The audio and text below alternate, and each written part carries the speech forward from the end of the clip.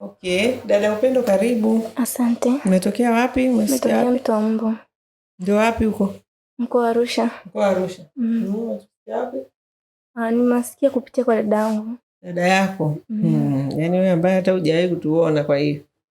Kwa hiyo hujui shughuli zetu. Umekuja tu kama wale wanaopiga simu mkoani. Sio kuna kazi. Angalau watu waliotuonaona kwenye mitandao wanajua tunachokifanya. Sasa wewe hujawahi kutuona kabisa, kwa hiyo inakuwaje? Nilimuuliza dada akaniambia pako vizuri hapa, ndo maana nikaa. Pako vizuri? Vizuri maana yake ni? Yaani ameniambia ukiwa shapu ukawa muelewa kwenye kazi zako. Na unafanya kazi vizuri kwa uangalifu. Na pia uwe unasikiliza. Utakuwa vizuri katika kazi yako. Na utaenda nao vizuri. Ndio nikaamua kuja. Okay, angalau amekupa hizo hinti. Jamani, mnaowaita ndugu zenu hapa, naomba muambie vizuri kabisa. Ndio Upendo kasema dada yake amempa mwongozo kwamba pale ukiwa umenyooka unafanya kazi vizuri. Maana sio kwambie tu pako vizuri. Hapa ni jeshini. Jeshini pako vizuri. Hapana. Jeshini unatakiwa uende pale sio mgonjwa. Si ndio? Una afya, una stamina ya kupambana. Vinginevyo si utafia huko? Ndio. Sasa hapa ndio hivyo. Hapa lazima uende ukapambane. Ni kazi ambazo yani zinahitaji uwe na nguvu, uwe imara, uwe una utayari wa kuamka mapema na kuwa wa mwisho kulala, maana lazima uhudumie, uhakikishe kila kitu kiko sawa, umeosha vyombo, jiko lako safi, kila mtu amekula, si ndio? Ndio ukalale. Kwa hiyo ni kazi ambazo yani wanaziongelea wadada kama vile ni mateso. Sio mateso, ndio unaandaliwa kupambana. Kwa sababu utakapokuwa na biashara yako itakuhitaji muda zaidi ya huo. Mimi nimewahi kufanya biashara ambayo nilikuwa naamka saa 8 na lala saa 6, saa 7. Kwa hiyo unakuta yani fikiria saa 8 naamka kwa ajili ya kuchoma sambusa. Alafu nikija kuanza kuandaa mchana, kuandaa mpaka saa 5, saa 6.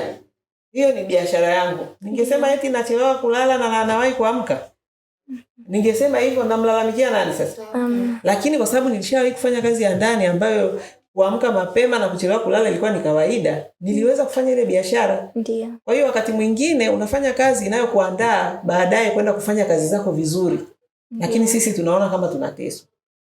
Kwa hiyo tunaishiaga tu kulalamika. Sisi hatutaki watu walalamishi, hatutaki watu wavivu, hatutaki watu wazembe, kwa sababu umaskini tulio nao walio wengi ni uvivu tu na uzembe. Ndio. Hawataki kufanya kazi alafu wanataka hela. Ukiwapeleka kazini wanaanza kulialia. Yule mama ana roho mbaya. Yaani mimi wa mwisho kulala ni uvivu tu huo. Mama ana roho mbaya, bosi wako ana roho mbaya, ni majukumu ya nyumbani kwake ndio amekupeleka pale, unatakiwa uyafanye. Ndio. Kwa hiyo ukipambana kuyafanya, hela utaziona. Na of course mwanzoni ni mgumu, hakuna mwanzo mrahisi. Unapoingia kwenye nyumba ya mtu, huwezi tu kaingia ukaanza kujisikia kama nimeingia paradiso. Lazima ukiingia pale mwili uume. Kwa watu waliofanya mazoezi wanajua, unapoenda gym siku ya kwanza, wiki ya kwanza, lazima viungo viume. Kwa hiyo umetoka kwenu hujazoea kuchelewa kulala au kuwahi kuamka. Sasa unapoingia huko kwenye hizi ajira, ndugu yangu, una kipengele cha kuzoea, yani mwili wako utasikia mpaka kama homa. Ndio. Mpaka utasikia kabisa unaumwa. Lakini ukistahimili pale, mwili unazoea. Mwili ukizoea, maisha yanaendelea. Ni kama hivyo hata wanawake wakizaa, akienda leba tu, mimi sizai tena.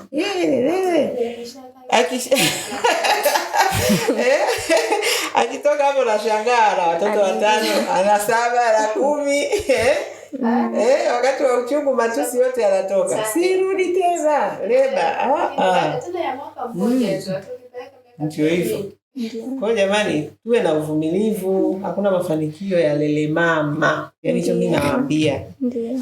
Kama mtu anataka mafanikio mepesi, akatafute huko. Hapa sisi tunajua kabisa watu wanaokuja hapa wameamua kuja kupambana na lazima wawe tayari kwa misukosuko, changamoto, ili mradi waweze kuboresha maisha yao. Ndio. Sawa Ndio. Kwa hiyo Upendo wewe uko tayari? Niko tayari. Tutaona. Si tumesema tuna mwaka mzima. Ndiyo. Tutaona, maana wengine nakwambia niko tayari siku 2 atoboi. Karibu. Asante. Hai.